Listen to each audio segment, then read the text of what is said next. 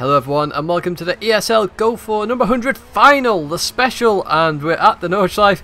I don't like this track very often, but my word, it is absolutely fantastic in these Group A cars. You can just see I'm slowing down now. I'm trying to build as much of a gap as I can to the cars in front. You can see I've got a pretty big gap there.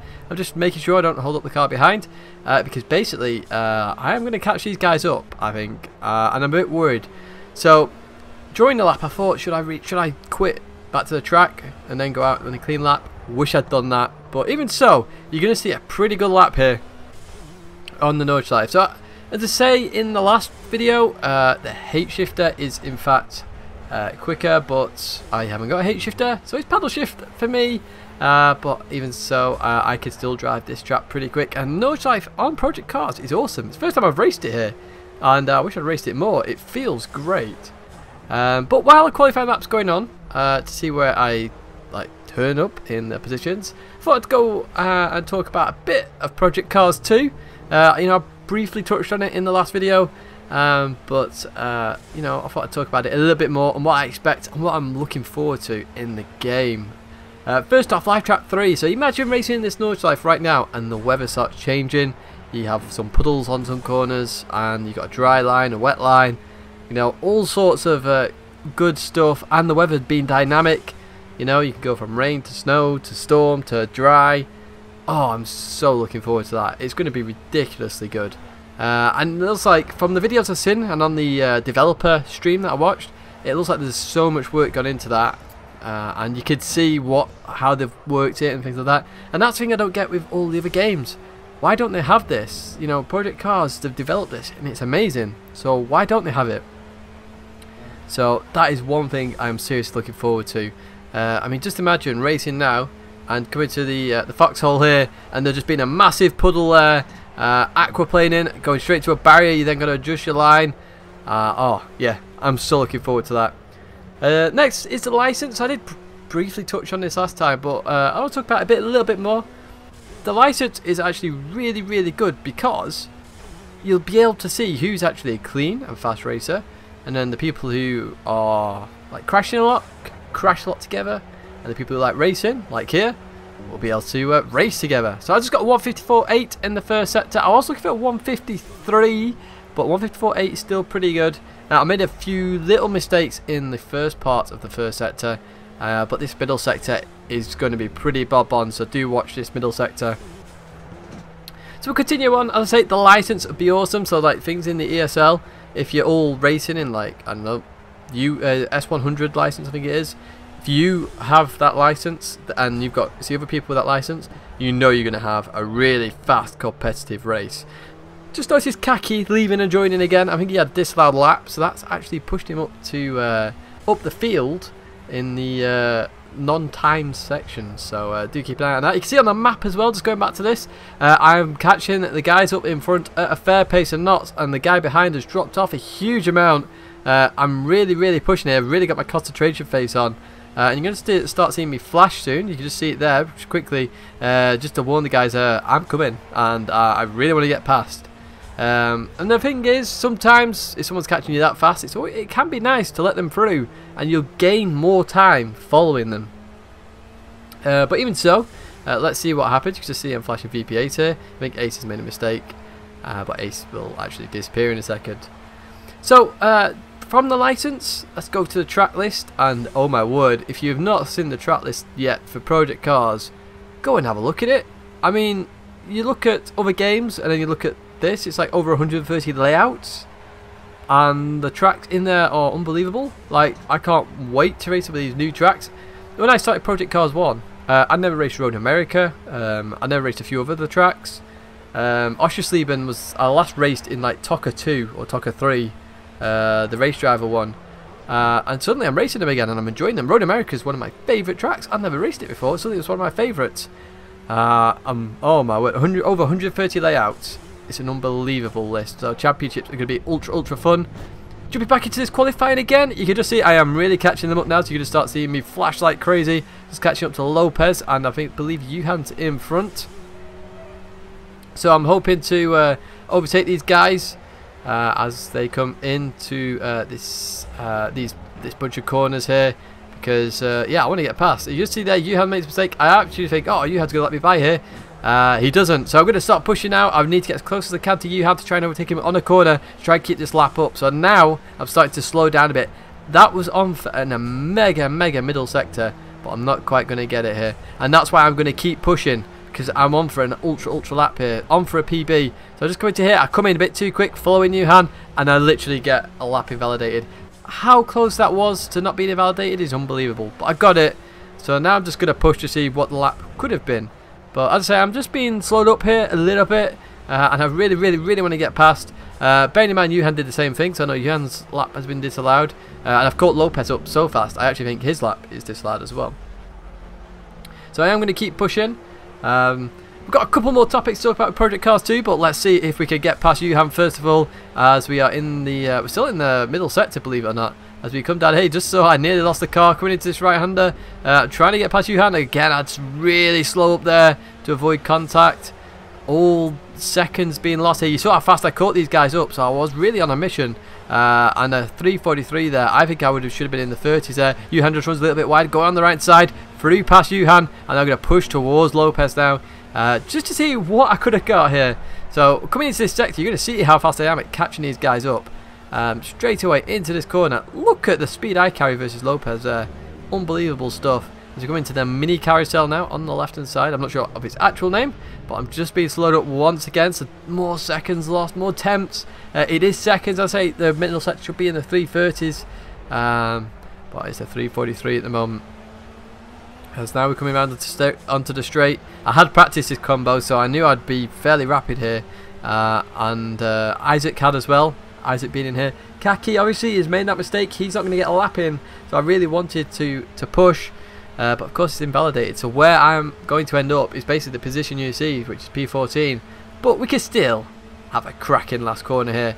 So we're just going to the top of the hill now, and then we're going to have the dart to the left. You've got to be careful on this. There's a little bump in there, and in these cars, if you hit that bump in the wrong way, you're going to go flying to the right, and once again get a shortcut penalty. If you get right on the inside there, you just see it, just nudges me wide a little bit, just managed to save it. Still flat out, just come in here, brake a little bit, coming down out, braking hard now, braking hard, the tail all over the place there, into this right-hander, in second gear, through the left. And then one more corner to go as we go into this right-hander. I'm now going to floor it, get a bit of oversteer there, catch it quite quickly, but I get a 7-11 invalidated with a really held up middle and last sector, so that was on for easily an 07, if not an 06, to be honest with you. As I say, I've done loads of laps prior. Isaac there with a 7:09.6, really well played. Others just going for a steady lap. I really should have done that, but I'm starting way back in the field now, so now it's all for that bit of fun. As we get ready to start, you got the TV camera as well. The TV camera is going to look awesome with 16 cars. You're just going to see at Troll Vision go towards the barrier, so people avoid him. At Troll Vision is actually going to commentate on all of this on the live stream, but of course this is my video, so you get me commentating instead. So you can just see Yuhan's behind me as well. So Yuhan and me are going to try and start coming through this field. I'm going to start flashing people quite quickly. I'm just trying to put people off here. I'm not trying to barge my way through, although I do want to get past. It's to try and put people off so I can, you know, make the move. I did the same at Yuhan in the first multi-class. I'm going to try again here. And you can see Yuhan pushing as well. It's you're going to be so aware here with the braking. There's lots of contact everywhere.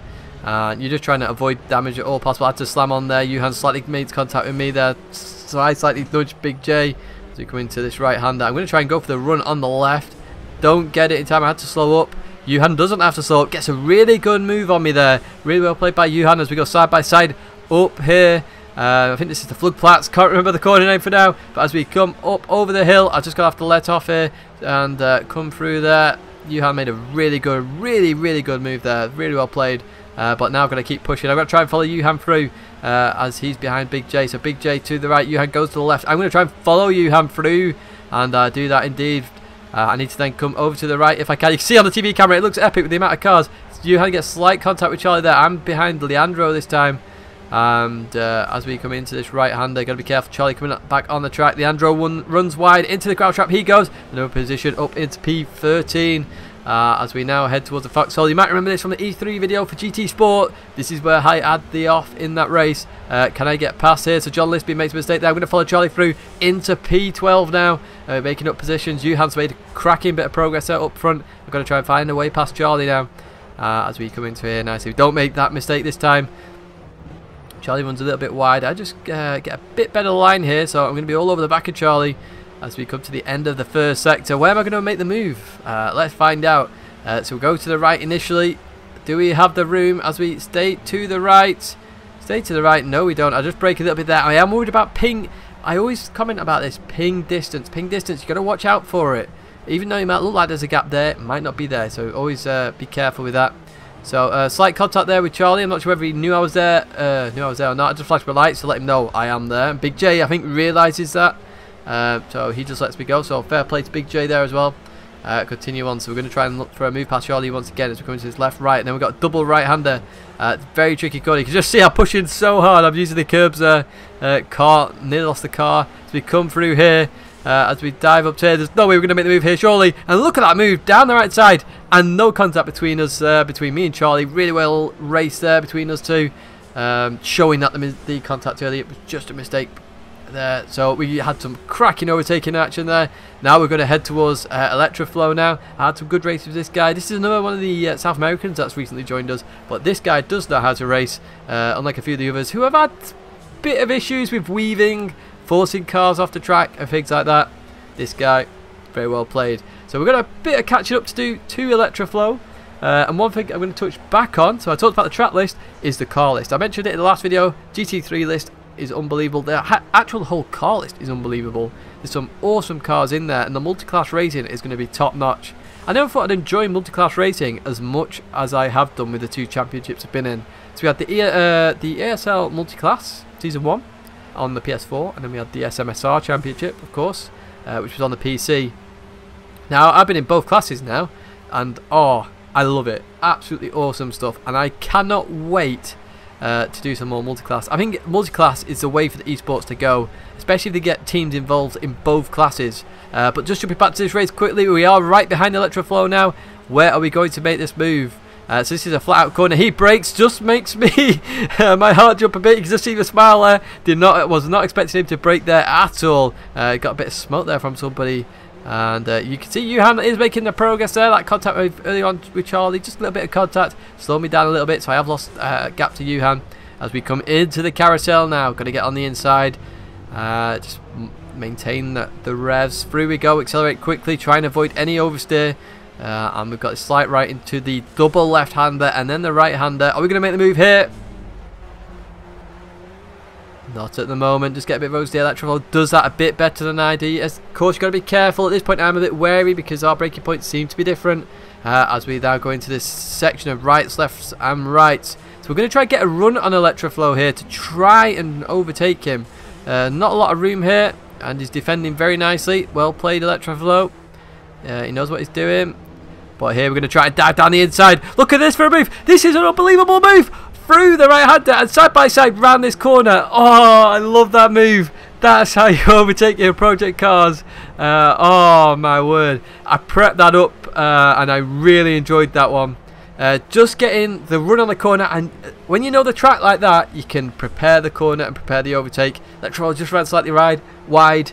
And I dived up the inside there. Clean racing there between us two as well. That's the nice thing about it. Fair but clean racing. And that's what I'm looking forward to. And that's why the license is going to exist in Project Cars 2. Because you'll be able to have those moments a lot more in Project Cars 2. So while we catch up to the next group, we're going to talk about esports, of course, because obviously those championships I mentioned earlier on, the ESL Multiclass and also the SMSR. You've also got the ESL Go4s, which we're in now. As you can just see, VPA set making a mistake on the jump there. Another position up to P9 now, and you know, we're staying with the field just, but we've got a bit of catch up to do.